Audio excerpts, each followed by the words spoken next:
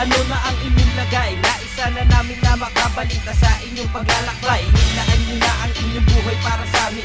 Inyong mga pangaral ay ang kayamanan namin. Kamusta po, Tay? Ano na ang inyong lagay? Sana naman ay mabuti, lahat kami naghihintay. Nag-aabang sa oras na muli kang makapili. Ang inyong kaligtasan na nag-iisang dalangin. Kamusta po, Tay?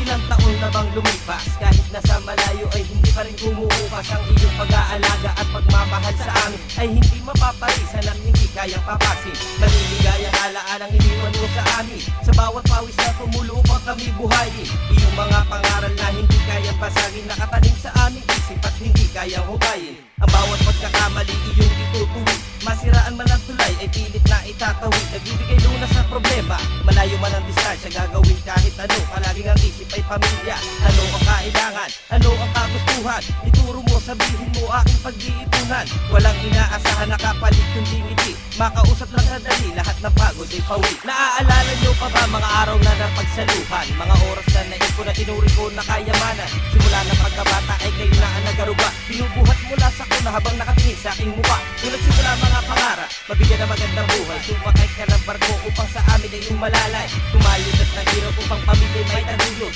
Tumahak sa ibang bansa at bawat sulok ay sinuyod. Ngunit sa paglalakbay, ang kabalikat mo ay lungkot. Sa laki ng perang kinikita, ang kapalit ay alaala. Buwan ng kapaskuhan, taon ng kasiyahan. Oras ay lumikas ng may iba't ibang kaganapan. Ito rin sinaalang-alang upang kami ay masubuan. Bihisan ng magandang damit at karoon ng kaalaman. Habang kami natutuwa, tiniis mo ang lungkot. Kahit na nabubugot, pangarap ay inaabot. At sa inyong pag-uwi, iba na ang inyong madadatnan.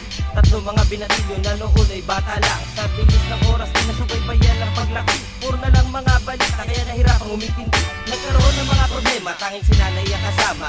Ako bilang panganay, tumatayong padre de pamilya. Hindi namin masabi ang mga kasong sinangkutan upang may iwas ang sakit sa ama naming uliran. Ganun pa man kayo nandiyan pa rin upang kami intindihin. Nawain ng lahat ng bagay kami binibigyan pasin. Kahit minsan nalitigaw ako sa kawalan, ikaw ang umaalalay sa akin sa tamang daan. Kahit nasangkot sa droga, ikaw ay nagtitiwala. Nagbulakol na sa eskwela, di pa rin tumigil na maniwala. Lagi mong sinasabi, anak, na kaya mo yan. Ituwid ang iyong buhay, anak, pagsubok lang yan. Nagtitiis ka ng malayo sa akin upang may maisubo sa amin. Kinakaya ang lamig upang ang init ay dumako sa amin. Labes mga damay, nagtitiwala ka ng lubos. Umaasa na magbabago kahit pasensya ay ubos. Forma ko'y nalalaos sa tuwing ako'y humaharap sa'yo. Dinadalaw ng hiyak sa tuwing ako'y kinakausap mo. Dahil sa mga pagkakamaling nagagawa, mga pangit na balita na hindi ka natutuwa. Ganun pa may magbabawi ako, mga mali ay sasapalan ko upang maibalik siglang ngiti at ang tiwala mo. Papatunayan sa inyong wala nasayang sa lahat. Inyong pagod pagmamahal ay may sukli nakatapat. Kaya't ingatan ang sarili,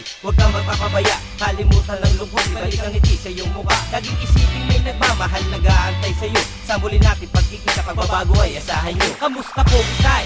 Ano na ang inyong lagay? Naisa na namin na makabalita sa inyong paglalakbay. Inilaan nyo na ang buhay para sa amin. Inyong mga pangaral ay ang kayamanan namin. Kamusta po, Tay? Ano na ang inyong lagay? Sana naman ay mabuti, lahat kami naghihintay. Nag-aabang sa oras na muli kang makapili. Ang iyong kaligtasan na nag-iisang dalangin.